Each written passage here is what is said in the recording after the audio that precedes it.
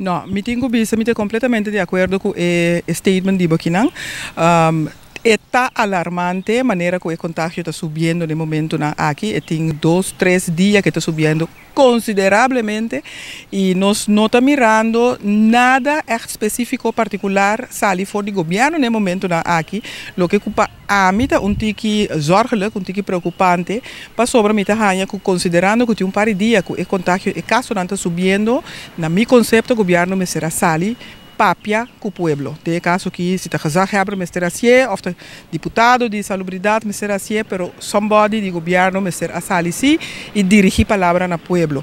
Me te quer for de ponto aqui para caminhar me tá agora que aqui como concejal, como membro do Conselho Insular de Bonaire, lo me quer suplicar o pueblo para por favor van ter mais conta com o ponto para nós por prevenir, para nós por cuidar. Corda nós tursa COVID e por chegar anytime, anywhere, se capturende.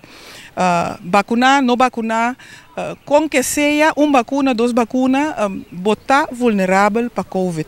É forma mais comum e corrente ter agora aqui, que a resultar, que por duna resultado lá que não seja mais positivo para a prevenção, nós tursa não acaba, me te repetir não, pero me te querer, nós tursa cansa de tender não também, pero não tende não só, vamos pôr em prática, manter a distância social, fazer uso de limpiamento de mão e parte e álcool e se por usa tapa-boca caminha com topa com roupa higiene, foral caminha com roupa higiene, se tá boço, se demo família pouco higiene, não tá mais que pero se bota dentro supermercado, por exemplo, tá bom para usar tapa-boca, para não saber quem com qual.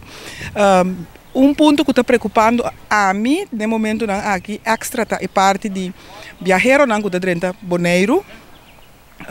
Nós podemos reparar que, por exemplo, na Corchão, não tem regra que se botem 3 dias na Corchão, botem que volver, se há antigen test, botem que volver teste, para segurar que botar positivo ou negativo.